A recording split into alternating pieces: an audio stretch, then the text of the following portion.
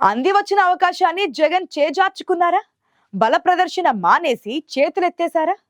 కూటమిపై వ్యతిరేకత ఉందో లేదో ప్రజల్లో నిరూపించే అవకాశం వచ్చినా అందుకోలేకపోయారా?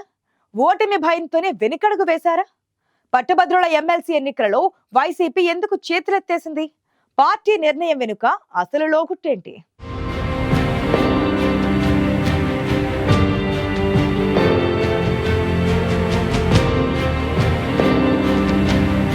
ఆంధ్రప్రదేశ్లో కూటమి ప్రభుత్వం అధికారంలోకి వచ్చి 8 నెలలు పూర్తయింది. ప్రస్తుతం అధికారం కోల్పోయిన వైసీపీ కూటమి ప్రభుత్వంపై అనేక ఆరోపణలు చేస్తోంది.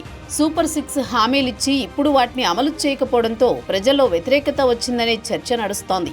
ఇలాంటి తరుణంలో గ్రాడ్యుయేట్ ఎమ్మెల్సీ, టీచర్ ఎమ్మెల్సీ ఎన్నికలొచ్చాయి. టీడీపీ నుంచి అభ్యర్థులు బరిలో నిలవగా ఉభయ గోదావరి గ్రాడ్యుయేట్ ఎమ్మెల్సీ ఎన్నికల్లో టీడీపీకి పవన్ కళ్యాణ్ మద్దతు పలికారు. దీంతో టీడీపీ అభ్యర్థులు దూసుకుపోతుండగా వారితో పాటు బరిలో పీడీఎఫ్ అభ్యర్థి, ఇండిపెండెంట్లు ఉన్నారు. కానీ ప్రధాన ప్రత్యర్థిగా తెలపడాల్సిన వైఎస్ఆర్ కాంగ్రెస్ పార్టీ మాత్రం ఎమ్మెల్సీ ఎన్నికలలో పోటీ చేయకుండా పక్కకు తప్పుకుంది. దీంతో అధికార పార్టీ అభ్యర్థికి విజయం నల్లేరుపై నడకే అన్నట్లు ఉంది.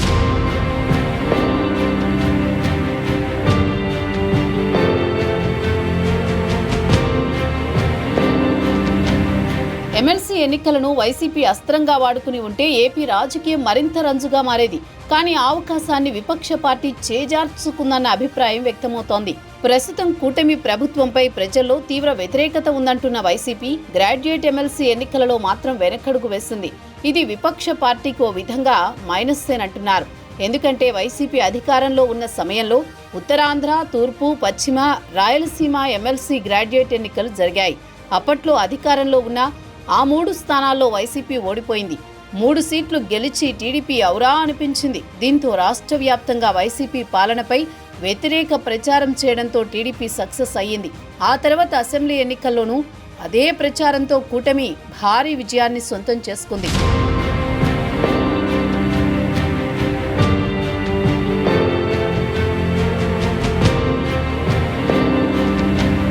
ప్రభుత్వం మారాక సీన్ ఉల్టా అయింది. కూటమి అధికారంలోకి వస్తే వైసీపీ విపక్షంలో ఉంది. తన సత్తా చాటుకునే అవకాశం వైసీపీకి వచ్చింది. కానీ పోటీ చేయమంటూ ఫ్యాన్ పార్టీ ముందే చేతులెత్తేసింది. కూటమి అధికారంలో ఉండడంతో పోటీలో ఉన్నా గెలవలేమన్న అభిప్రాయంతో వైసీపీ ఉండిపోయింది. అధికారంలో ఉన్నప్పుడే గెలవలేకపోయాం, ఇప్పుడు ప్రతిపక్షంలో అస్సలు గెలవలేం అన్న అభిప్రాయంతో గ్రాడ్యుయేట్ ఎన్నికల్లో పోటీ నుంచి తప్పుకుంది. వాస్తవానికి అసెంబ్లీ ఎన్నికల్లో ఈవీఎంల వల్లే కూటమి అధికారంలోకి వచ్చిందని వైసీపీలో చర్చ నడిచింది. కానీ గ్రాడ్యుయేట్ ఎన్నికలు బ్యాలెట్ పద్ధతిలో జరుగుతున్నాయి. ఈ ఎన్నికల్లో పోటీ చేసి ఉంటే వైసీపీ బలం తేలిపోయేది. కానీ కలిసొచ్చిన అవకాశాన్ని వైసీపీ చేజార్చుకుంది.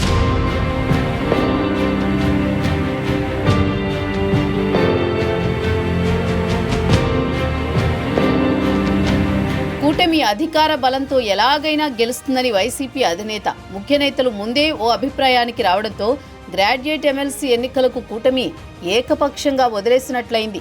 స్వతంత్ర అభ్యర్థులు బరిలో నిలిచినా టీడీపీ విజయం లాంఛనమే. నిజానికి ఏపీలో కూటమి గెలిచినా అనేక సమస్యలు వెంటాడుతున్నాయి. ఇచ్చిన హామీలను నెరవేర్చలేని స్థితిలో ప్రభుత్వం ఉంది. దాన్ని విస్తృతంగా ప్రచారం చేసి ఓటర్లను ఆకట్టుకోవచ్చు. నిరుద్యోగ భృతి హామీని ఇప్పటికీ ప్రభుత్వం నిలబెట్టుకోలేదు. దాన్ని కూడా వైసీపీ ప్రచారాస్త్రంగా వాడుకుని ఉండొచ్చు. అలాగే జనసేన చెప్పిన జాబ్ క్యాలెండర్ ఊసు లేదు. వైసీపీ ప్రభుత్వ హయాంలో భారీగా నియామకాలు జరిగాయి. ఇలాంటి వాటిని ప్రచారంలో వాడుకున్నా వైసీపీకి కలిసొచ్చేది.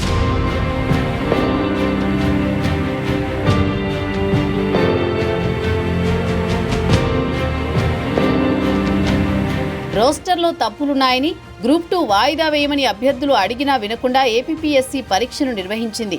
దీనిపై అభ్యర్థులు గుర్రుగా ఉండడంతో గ్రాడ్యుయేట్ ఎన్నికలపై ప్రభావం పడేది.